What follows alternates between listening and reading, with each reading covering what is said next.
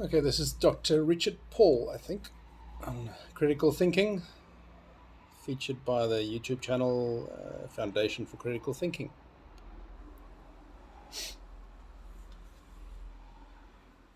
This is about standards. In this session, we're going to turn our attention as a point of focus. We're not going to forget the parts of thinking, and we'll still be using them in the questioning process. We're going to put special emphasis on standards for thinking, intellectual standards for thinking. Now, the point was made that critical thinking depends on learning what is universal in thinking. The power of the So universal, that concept of universality is similar to what's in science. You measure what is universal. You want to apply it everywhere. It's more useful. Elements of thought as a means of questioning and thinking about thinking is precisely that these parts are universal. If you could only use them once in a while, they wouldn't be nearly as powerful. Well, just as there are universal parts of thinking that you can learn and bring into your thinking as you think about your thinking and improve your thinking because you know these parts, so there are universal standards for thinking. There are universal attributes of thinking which are desirable and universal attributes of thinking that are undesirable. Undesirable not because I said so, but because they defeat the very purpose of thinking itself. They are something intrinsic, if you will, to the logic of thinking and what thinking is trying to do as thinking. For example, thinking is trying to communicate. Thinking is trying to learn. Thinking is trying to explain. And if it is unclear, it doesn't communicate. It doesn't explain. It doesn't learn. So if I say, I've unclearly learned mathematics, that's another way of saying I haven't learned it, or I've unclearly explained it to the students. Then the explanation hasn't succeeded. When the mind is unclear, when it is confused, when it is fuzzy, when it is vague, when it is muddled, then it is not clear. And no one would say with pride, my thinking is fuzzy, vague, muddled, confused, and unclear.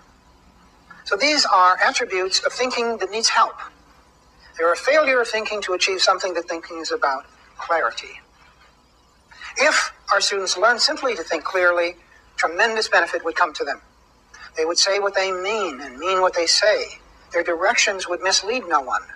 Their commitments would be real. Much good would come from clear thinking.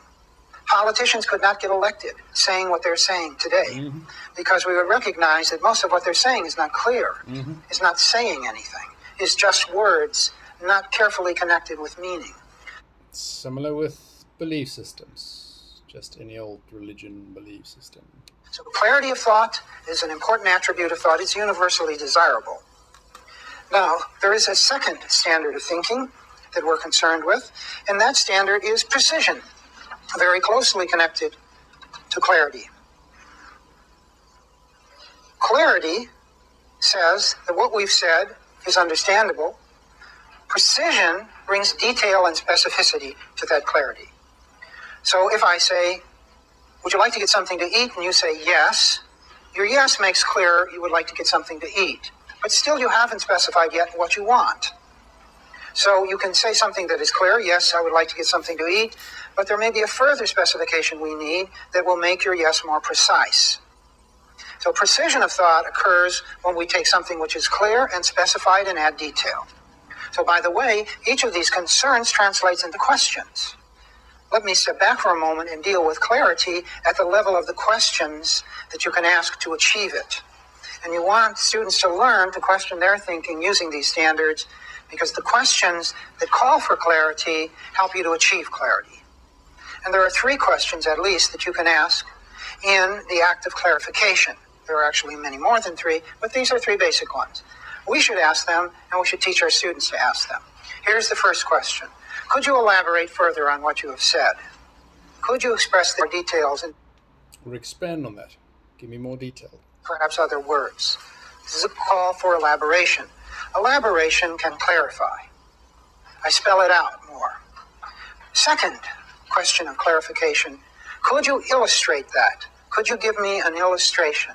Could you draw a picture, give me a metaphor, give me an analogy, give me something that illustrates or models what you're saying? And that's a second point of clarification, a way to achieve greater clarity. Here is a third, and probably of all the most powerful. Could you give me an example of what you mean? Because now... which is concrete, makes it real. Example that has happened in real life, or what could happen. The thought is connected with real life. It is translated into something concrete and real that we can all observe and touch and feel and smell. And life is concrete. Life is not abstract. You don't live life abstractly. You live a life, very concrete. You do something specific on Monday and Tuesday and Wednesday. And when I ask my students for examples, they very often say something abstract. I find that my students are poor at giving examples. And I find it interesting that many people say they're concrete thinkers. But I find they're abstract thinkers. They keep talking abstractly. And to give a concrete example is something they know little about. To be specific and detailed and concrete. Give me a for instance. Describe a particular person in a particular situation, in a particular context. They're very weak at that. So I don't think students are concrete thinkers. I think they're very abstract thinkers. And they need to become far more concrete than they are. One of the things which I loved about Jerry Nosich's talk and Linda Elder's talk is that we're filled with examples. Because it's examples that give power to thinking and that clarify. So, 3 questions. Could you elaborate further?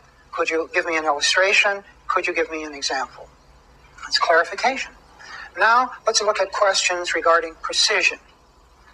It's really a simple, precision is a simple thing. It's adding detail and specificity. So it goes beyond simple clarity to give detail. And detail is sometimes very important. And so the temperature of the patient is hot. The patient is hot. Okay, that's clear enough as a rough thing, but what exactly is the temperature of the patient? Could you give me the details? Now, context determines the degree of precision that is relevant. For example, with something like temperature, we want it 0.2 of a degree, 98.4. 100.1. We don't need it to 100th of a degree, we don't need it to 1,000th of a degree, and we certainly don't need it to the 10,000th of a degree. However, if it is a question of lead in the drinking water, we want it in parts per million.